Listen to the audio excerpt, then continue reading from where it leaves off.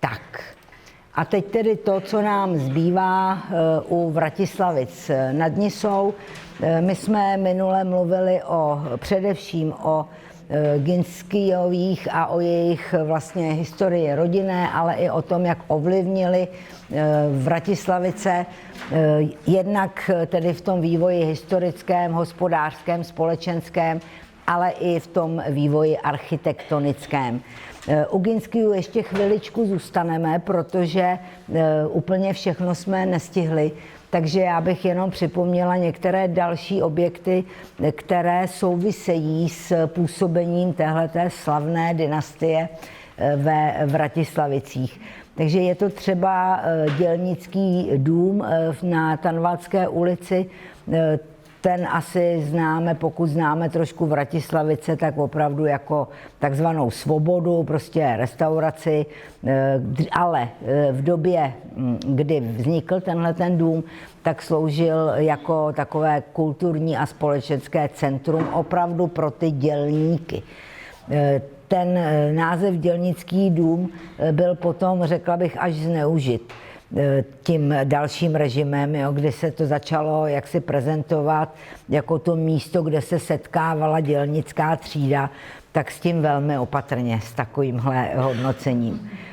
Pokud bychom pokračovali od té Tanvaldské ulice směrem na Novou Rudu, ale podél kolejí, nikoli po silnici, tak tam najdeme nádherný Martin dům, který nechali postavit Ginskijové, a ten dům Marta dneska slouží jako dům s pečovatelskou službou nebo dům pro seniory, ale býval to opravdu vlastně dům podobného ladění. Tenhle dům byl postaven jako zaopatřovací ústav pro dělníky nebo zaměstnance Ginskijových závodů. Takže tady byl ten zaopatřovací ústav už na počátku 20. století. Letopočet ve štítu odkazuje k okamžiku, kdy ten dům byl rekonstruován a začal být upravován pro to dnešní využití. No a nedaleko od Marty je potom ještě velký dům, který známe taky jako domov důchodců. Ten domov důchodců tam je roky. To není žádná novinka, asi víte, že vlastně tady byl první liberecký domov důchodců v tom smyslu lůžkového vlastně zařízení. A je tam dosud, ale za Ginskijů to byl Chorobinec, takže ve stejné době víceméně, kdy se stavěla Marta, tak se stavěl i ten Chorobinec, který v té ulici u Sila je a zase slouží sociálním účelům do dnešních dní. Samozřejmě, že nemůžeme opustit rodinu slavných podnikatelů vratislavických, abychom si nepřipomněli jejich rodovou hrobku, kde někteří členové rodu jsou pochováni. Takže díky paní Koškové, která se ochotně vypravila na hřbitov a nafotila to, tak i tyhle obrázky si můžeme prohlédnout. No a teď tedy, jak se ten Ginskij odráží v současných Vratislavicích, kromě těch jednotlivých domů. Ve Vratislavicích v roce 2021 bylo otevřeno takzvané IGI centrum. To IGI centrum je vlastně na hranici Zámeckého parku a pod ním jsou desítky vratislavických dům, kulturní, společenský. Je to opravdu v ulici vlastně nad školou, sousedí to s tím Zámeckým parkem, na dohled od zámečku, o něm jsme mluvili minule.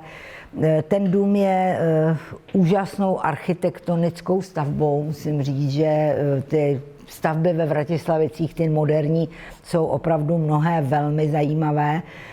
Dům vznikl propojením vlastně staré budovy, která patřila farnosti.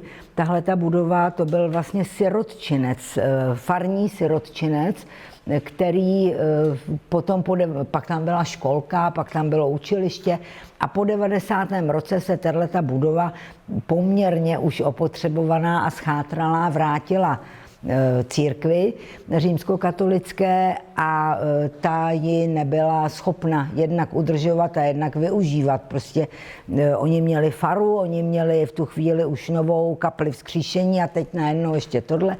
Takže se poměrně rychle farnost dohodla s zástupci obvodu a budovu poskytli tedy obvodu vratislavickému. No a budova, bylo rozhodnuto o tom, že tam bude knihovna. Ta knihovna záhy nestačila kapacitně, takže v roce 2017, tuším, nebo 18 se byla vypsána soutěž na propojení té staré historické budovy s nějakou novou stavbou, kde by byla knihovna, kde by třeba mohl být i nějaký kinosál, což je teda, kde by bylo nějaké komunitní centrum. No a vzniklo tohleto opravdu zvláštní propojení historické a nové stavby. Z té historické zůstaly vlastně jenom obvodové zdi, protože jak se do toho koplo, tak se ukázalo, že tam je všecko špatně, včetně krovů, takže opravdu, ale zůstala ta stavba, alespoň v té symbolické podobě, interiér je úplně nový. Tahle ta stavba byla v roce 2021 vyhlášena stavbou roku Libereckého kraje, zcela zaslouženě. Jako architekt je pod ní podepsán architekt Jan Ďourek, což je, myslím, docela známé jméno. Tak díváte se do interiérů, ta zděná část, tak to je ta záležitost vlastně pod tím historickým domem. V suterénu je kinosál, pak je tam ta knihovna v několika patrech, no a tady v tom IGI centru je umístěn i ten jubilejní koberec, o kterém jsme minule mluvili docela dlouho. No a pod IGI centrem jsou ty desítky, to pravda zrovna s Ginskiovými přímo nesouvisí. Ještě tam jsem zapomněla upozornit, že vlastně před IGI centrem je IGI, chápete, že jo, Ignác Ginský, tam je to jasné. No a vlastně je tam umístěna i taková lupa, kde je skleněný reliéf Ignáce Ginského, takže odkazuje se i k tomu zakladateli slávy Vratislavic tímto způsobem. Tak ty desítky, to je stavba starší, stavba, která je z architektonického ateliéru Petra Stolína, taky myslím známé liberecké jméno. Ta stavba je stavbou roku Libereckého kraje roku 2010, protože prostě opravdu ty Vratislavice si to zaslouží, tam těch krásných nových budov je řada. Předpokládám, že desítky asi znáte, že jste tam možná byli na nějakém koncertě nebo v restauraci.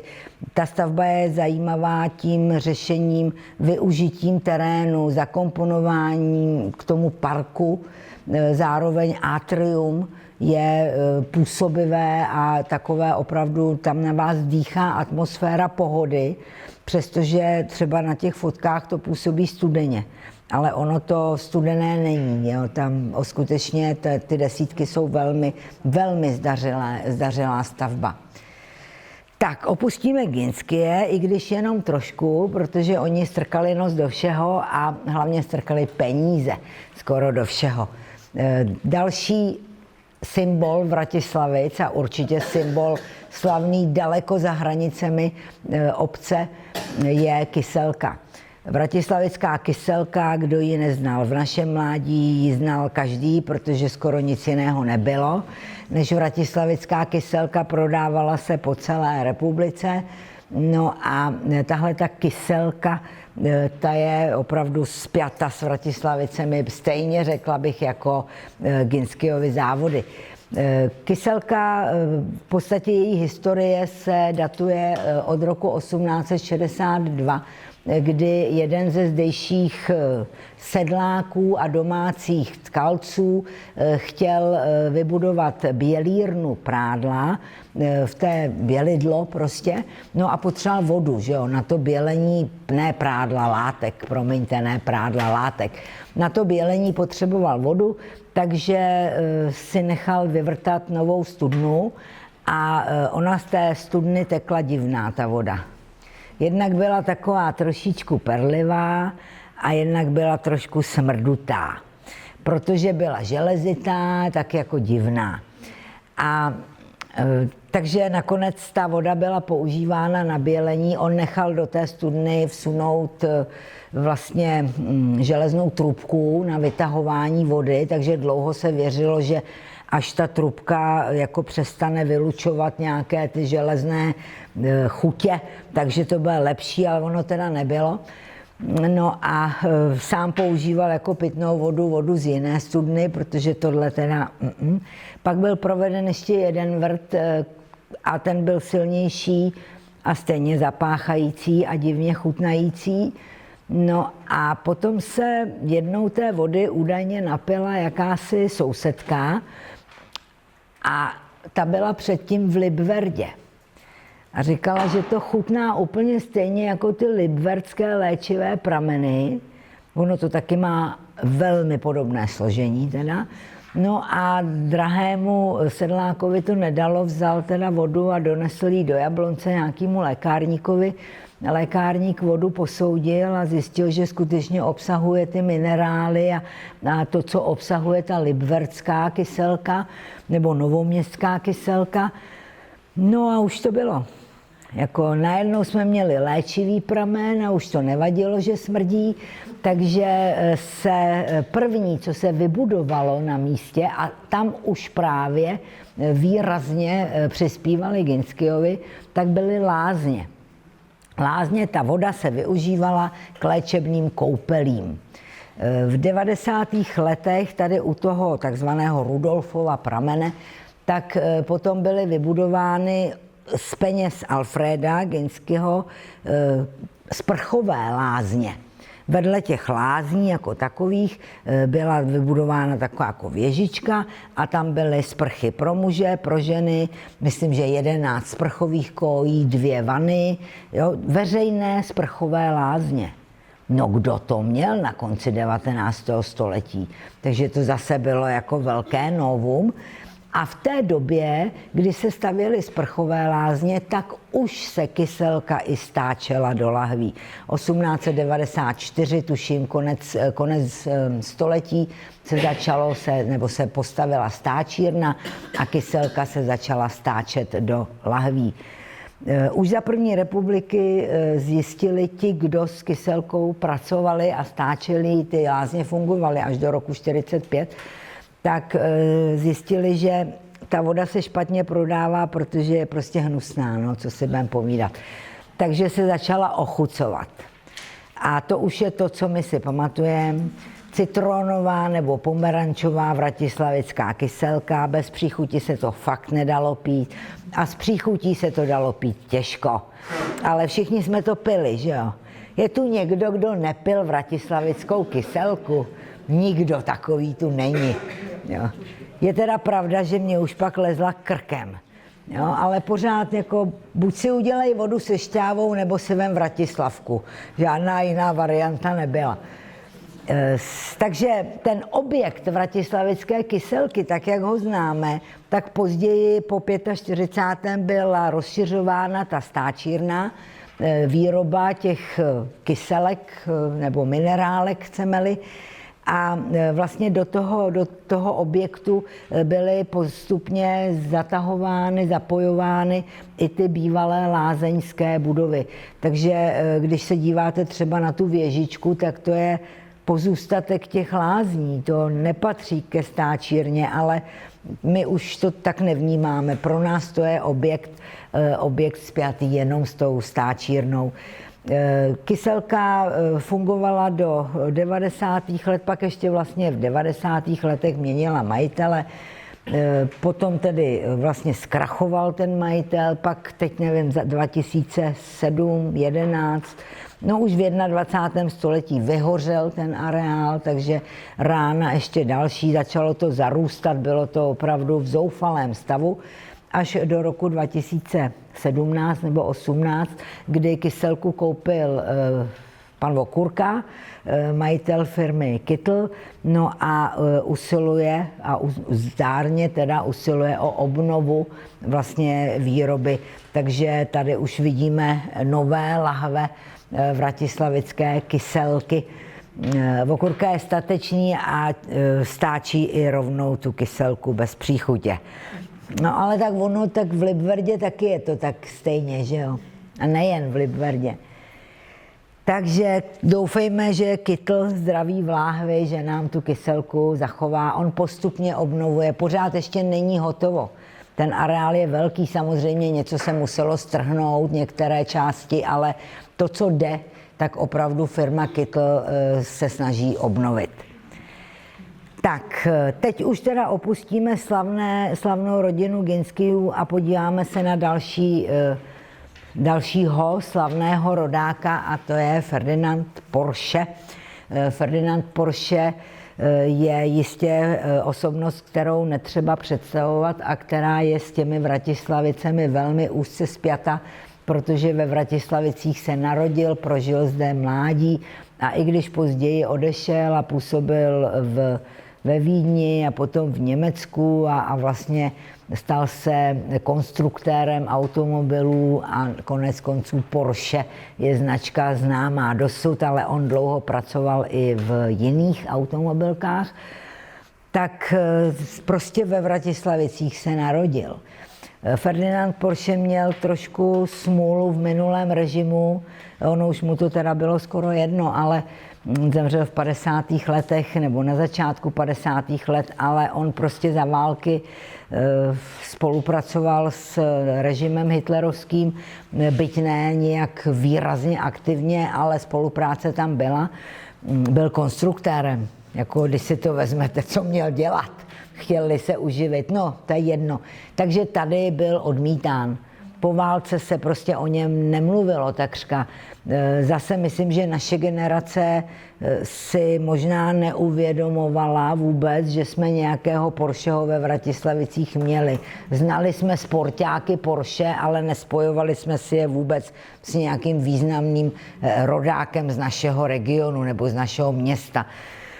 Tahle ta situace naštěstí teda je za námi a už vlastně od 90. let se sláva Ferdinanda Porscheho připomíná, takže na jeho rodném domě, který je na Tanvaldské ulici, na té vlastně ulici, kudy jede tramvaj, kousíček nad lékárnou, u toho dělnického domu v podstatě se dá říct. Ten dům je obnoven, patří Muzeu Škoda, respektive Muzeum Škoda ho má pronajatý, takže expozice věnovaná Ferdinandu Porschemu je expozice spravovaná a vlastně realizovaná Škoda muzeem z Mladé Boleslavi, ale je opravdu zaměřena na toho Porscheho a na jeho přínos automobilovému průmyslu. Tak rodina Porscheho má také ve Vratislavicích svou hrobku, samozřejmě sám Ferdinand Porsche tam není, ale jeho rodiče odpočívají tedy na Vratislavickém hřbitově a někteří jeho sourozenci také. No a když už jsme u hřbitova, tak mi dovolte další stavbu roku. Stavba roku 2025 je úprava rozptylové loučky a části hřbitovního okrsku. Ono to takhle moc asi nevyzní, ale tam jsou ty sloupky s ledkovým osvětlením, takže to působí opravdu velmi, velmi intenzivním dojmem. A řekla bych, že jako nemáme hezčí hřbitov široko daleko. Jestli se dá o hřbitovu říct, že je hezký, ale já myslím, že dá. Jsou hřbitovy, které jsou zanedbané, rozházené. Tohle je nádherné dílo. Odpočinková zóna, meditační zóna, prostě zas máme něco trošku jiného. Velice zajímavé jsou třeba tamhle ty dva kameny, což já jsem vůbec netušila, děkuji paní Koškové, že mě poučila. To jsou kameny nenarozených dětí. Jo, takže vlastně i tento moment na tom hřbitově je akcentován. Nehledě k tomu, že ten hřbitov Vratislavický leží na úžasném místě. On je vlastně nad obcí, takže když stojíte i před hřbitovem, tak máte rozhled na Vratislavický pivovar, na vlastně to okolí Vratislavy, ne celé samozřejmě, jenom na tu jednu stranu, ale i před tím hřbitovem je to nádherně upravené místo. Tak, teď teda jenom rychlá zastávka, protože Vratislavice mají bohužel ještě třetího rodáka, kterého si zaplať pánbou moc nepřipomínají, i když, jak jsme o tom mluvili v souvislosti s pivovarem, nešťastně si ho připomněli pivem Konrád, což nechtěli, ale prostě to tak dopadlo. A to je Konrád Henlein. I to je vratislavický rodák. Tak, učitel tělocviku. Tak, jdeme rychle pryč, radši sakrální památky, to je takové jako jistější téma.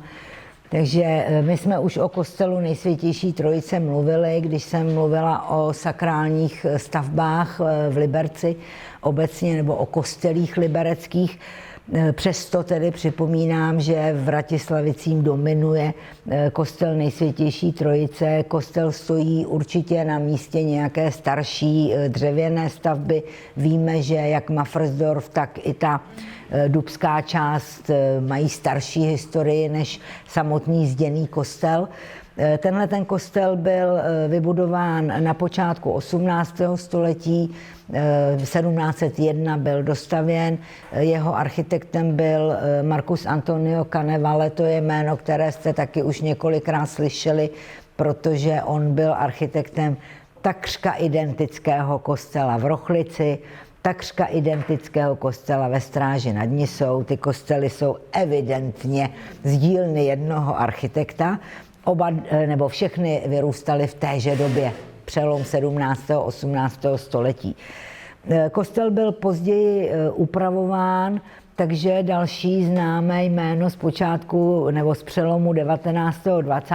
století Sachrs, stavitel spjatý s Libercem velmi úzce, tak ten provedl úpravu kostela. Nejvýraznější dopad měla ta úprava na výšku věže. Vlastně ta věž byla zvýšena.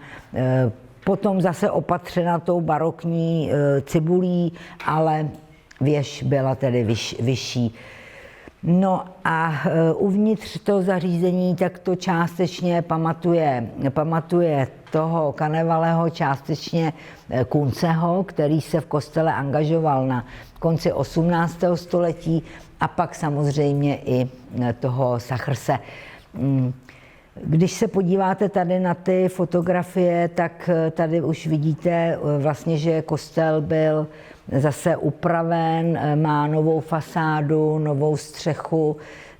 Opět je to díky obci, protože i tento kostel církev nebyla schopná udržovat, takže vlastně jej darovala obci. Teď je teda majetkem statutárního města Liberec, ale spravuje ho obvod Vratislavice a církev má samozřejmě umožněno konat tam obřady. Ten kostel zůstal vysvěcen, je to sakrální prostor, ale správa je teda na obvodu, což je určitě dobře. Takže díky obvodu vratislavickému v posledních letech byla právě obnovena fasáda, střecha, exteriérová křížová cesta a upraveno okolí okolo kostela, což je dobře, protože to okolí bylo, teď už ne, v těch 90. letech to šlo, ale zase v době, kdy já jsem tam jezdila k babičce, tak to bylo jako bezvaroští všude okolo. Jo?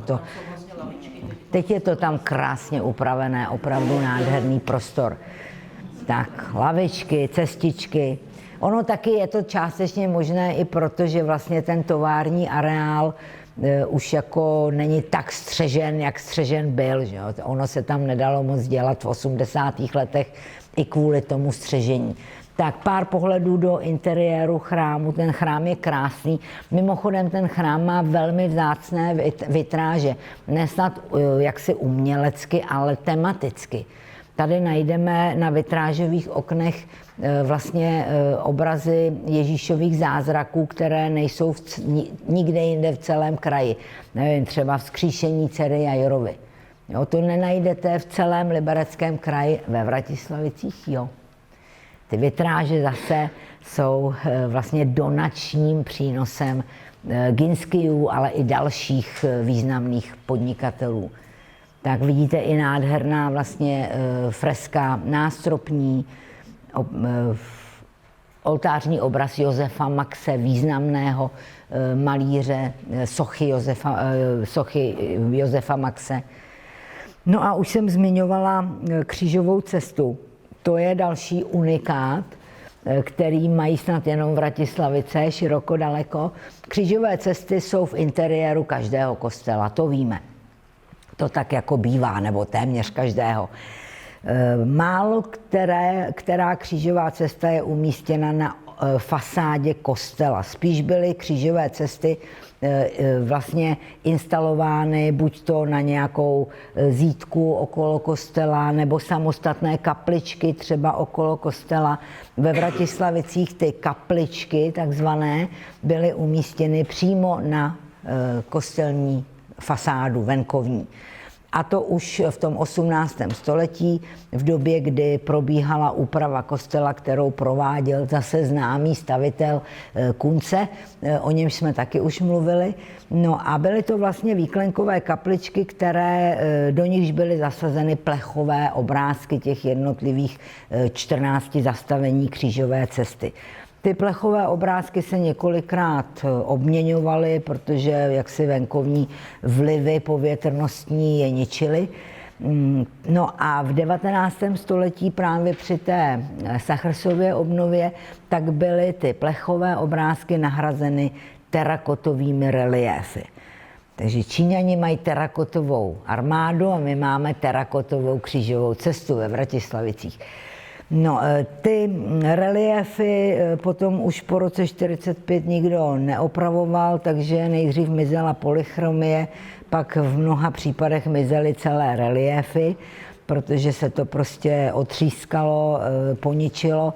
No a teprve v nedávné době vlastně iniciovala obec obnovu celé té cesty. 7 reliéfů se dalo obnovit, 7 se jich muselo udělat úplně znovu, protože nebylo už moc co obnovovat. Ale naštěstí byly fotografie, takže pánové Lhoták a Žilák vyrobili tedy ty zbylé reliéfy, restaurovali to, co restaurovat šlo. A ta cesta je od jara roku 2025 obnovená a určitě stojí za vidění, je to nádherná práce. Zvlášť zase, když si člověk uvědomí, jak to tam vypadalo dřív. Jo, tak to je prostě krása. No a vratislavická farnost to není jenom kostel Nejsvětější Trojice, ale vlastně nedlouho po kostele, který mimochodem bývá někdy označován jako nejstarší kamenná stavba dochovaná, nebo kamenná zděná stavba dochovaná ve Vratislavicích, protože ty obvodové zdi opravdu jsou z toho počátku 18. století, ale jak vidíte o 50 let nebo 60 let později byla proti kostelu opravdu přes tu silnici vybudována barokní fara. Ta fara dosud slouží svému účelu, je to teda vždycky nesloužila, ale už zase slouží. Je to zároveň i součást takzvaného pastoračního střediska. Ta vratislavická farnost je velmi, velmi aktivní od 90. let, přestože nemají svého faráře, což je docela zajímavé. Vlastně vratislavická farnost je spravována libereckými františkány, takže tu pastorační službu tam vykonávají františkáni, ale byl tam trvalý jáhen, to vám musím říct, to byl můj příbuzný. Václav Vaněk bohužel teda taky, už to bude rok, co odešel. No a snad právě Václav dokázal v těch 90. letech ty farníky skutečně stmelit. Takže tam je velice taková aktivní farní komunita, podobně jako třeba v Ruprchticích, kde jsem o tom taky mluvila. Tam je to velmi, velmi podobné. No a díky té farní komunitě vlastně, protože ten kostel byl na konci 90. let už takový opravdu hodně zanedbaný a nebyly prostředky na jeho obnovu, tak vlastně vznikla iniciativa podporující výstavbu kaple Vzkříšení, která byla spojena s tou farou, je jakoby v zahradě za farou, zahrada to není, to je dvorek za farou. No a kapli Vzkříšení navrhl další známý liberecký architekt Pavel Vaněček. Stavěna byla v letech 2001 až 2005. A je to proto kaple Vzkříšení, je to vlastně to 15. zastavení křížové cesty. 14 je na kostele a pak přejdete přes ulici a jste u 15. jste u kaple Vzkříšení, u božího, jo? Ne božího hrobu, ale u toho, co připomíná už to zmrtvých vstání. Kaple slouží jako sakrální prostor a opravdu se tam bohoslužby konají většinu roku. V kostele víceméně se konají jenom v létě, v tom letním období, jinak bohoslužby probíhají právě tady. Ta kaple je moderní sakrální prostor. Řekla bych, že to je vlastně nejmodernější sakrální stavba v celém našem kraji. Nejenom ve Vratislavicích nebo na Liberecku.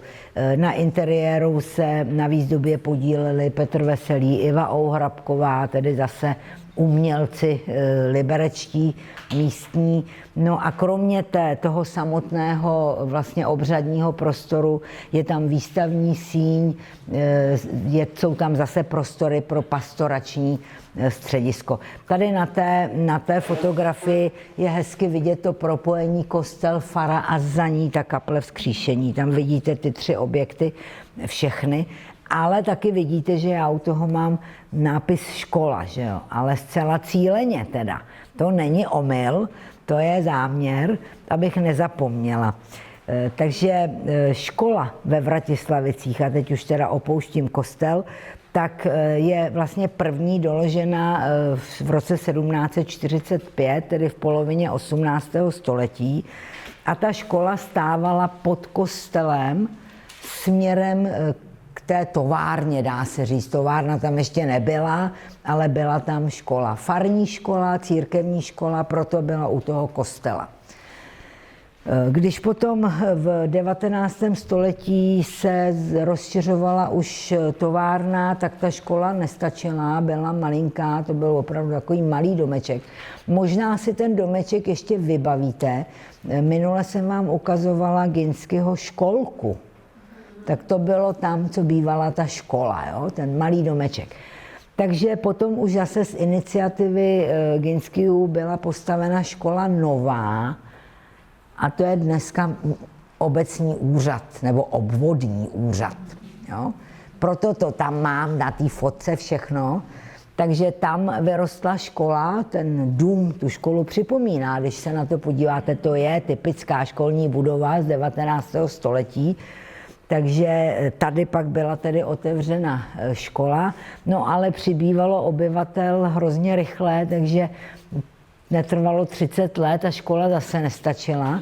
Tak tady máme pohled detailní na dneska teda ten úřad obvodní, ale jinak tedy bývalou školu. Před budovou stojí od loňského podzimu hodiny, které vyvolaly ve Vratislavicích velké diskuze mezi místními. Já už je viděla rok předtím v Kamenickém Šenově. No, některý je viděli rok předtím v Kamenickém Šenově. Já jsem byla ve Sklárnách a tam je měli vystavený. No, jako podle mě jsou krásné. Ta diskuze byla vyvolána tím, jestli to nebyly zbytečně vyhozený peníze. Jo? Proč? No byly drahý, no, ale byly drahý a jsou krásný, že jo.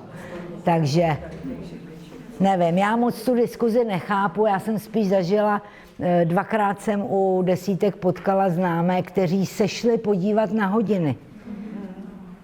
A to je podle mě to důležité, že někdo přijede do těch Vratislavic jenom proto, aby se podíval na nové skleněné hodiny, protože to další krásné, co Vratislavice mají, to už viděl, že jo. Takže teď chce vidět hodiny. Tak, ale vrátíme se ke škole, takže tahle ta škola už nestačila, no a v roce 1889 byla postavena nebo dostavěna nová školní budova, která vlastně stojí vedle té fary. Takže když se vezmete faru, tak nejdřív byla škola na jedné straně, pak na druhé. Jo, takže tahle ta školní budova, to je taková výrazná dominanta, ani ta už pak nestačila. Takže k této školní budově byly postupně nastavovány, dobudovávány takové různé pavilony. Zase musím říct, že oceňuju to, že ty pavilony jaksi nejsou vidět, když stojíte před tou školou, že se díváte na krásné historické průčelí, krásnou historickou budovu a ty všechny tělocvičny, šatny jsou zatím. Jo, a ono to nevypadá špatně, ani to zatím, ale neruší to ten historický nebo ten ráz stavby. No a pak mají Vratislavice ještě jednu krásnou školu a to je vlastně původně obecní škola na Nové Rudě. Tahle ta škola byla vybudována zase, prostě nestačila už ta vratislavická, takže Nová Ruda, jak se rozšiřovala, tak potřebovala tedy školu a tady teda vyrostla nádherná secesní budova už v roce 1903. Ta budova slouží školním účelům i v současnosti, protože tam je teď střední škola umělecká, tak nějak je to soukromá umělecká škola.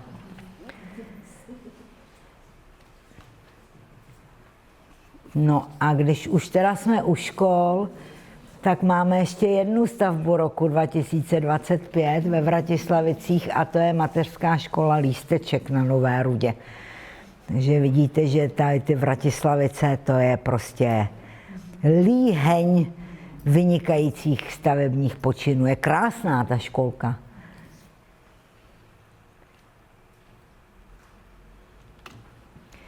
Tak od nové školky k nejstaršímu domu obytnému.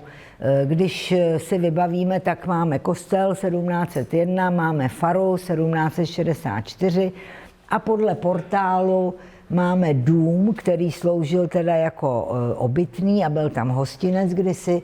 Tam máme letopočet 1780. Tenhle ten dům dneska kromě toho portálu, který připomíná ten starý dům, tak nemá starého skoro nic, má úžasnou zelenou fasádu, stojí na té doubské straně, na té české nebo slovanské, já nevím, jak to nazvat, prostě na levém břehu Nisy v Dopravní ulici a málo kdo by v něm hledal nejstarší dům Vratislavic, ale ten portál dokládá, že teda tam ten dům stával a portál zůstal.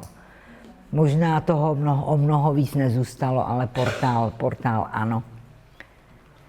No a teď už nám zbývají jenom takové drobné vlastně symboly, takže víte, že mám ráda docela zmínku o nějakých drobných sakrálních památkách, tak na Tyršově vrchu, což je zase ta část takzvaná Dubská, tak tam je hezká socha svatého Václava z 19. století, z počátku 19. století, jenom vlastně odkazuje k tomu, že to byla ta česká část, takže tam je český patron, ale třeba říci, že Němci se svatého Václava nevzdávali a nezříkali, oni jej uctívali také jako zemského patrona, protože ono nešlo o to, jsem-li Čech nebo Němec. Bydlím v Českém království nebo na území Českého království, takže Václav byl všech. Tak pak vidíme jeden z mnoha nebo z více křížků, no a malou výklenkovou kapličku na Nové Rudě, která je taky vlastně nedávno obnovena. Z těch krajinných dominant samozřejmě musím připomenout císařský kámen na takzvaném Uhlířském vrchu. Dneska je to teda císařský kámen, i ten kopec se tak jmenuje. Víme, že tenhle ten kámen připomíná návštěvu císaře Josefa II.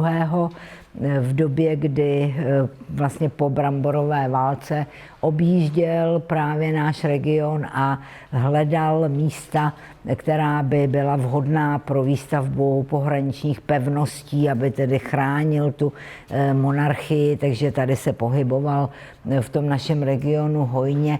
No a samozřejmě nejlépe se taková místa hledala z vrchu, to je celkem pochopitelné. Takže vystoupal na Uhlířský vrch a díval se tedy do kraje, no a na počest císařské návštěvy tam byl pak vstyčen kámen s deskou, která připomínala císařovu přítomnost na místě. Nedaleko císařského kamene je už tady zmiňovaná rozhledna takzvané Milíře. Ono Uhlířský vrch a Milíře, to nám spolu velmi úzce souvisí, takže je to celkem pochopitelné. O Milíře se pere rádlo s Vratislavicemi, ale spravedlivě je třeba říct, že to je katastr Vratislavic a konečně tu poslední rozhlednu platili zase vratislavičtí. Takže jako prostě je to vratislavické, ale já už jsem o Milířích mluvila v souvislosti s tím rádlem, možná si vzpomenete. No a víte sami, že jak se někde objeví památné stromy, takže tím se loučíme definitivně. Nejen s Vratislavicemi, ale s celou symbolikou Libereckého kraje a Liberce. Já vám ještě jednou moc děkuju za vaši trpělivost, za vaši přízeň a neutečte vy, kdo nemáte zapsaný zápočet. A pokud máte zapsaný zápočet, tak si teda utíkejte, kam chcete, ale doufám, že se zase brzy někde uvidíme. Mějte se hezky, nashledanou.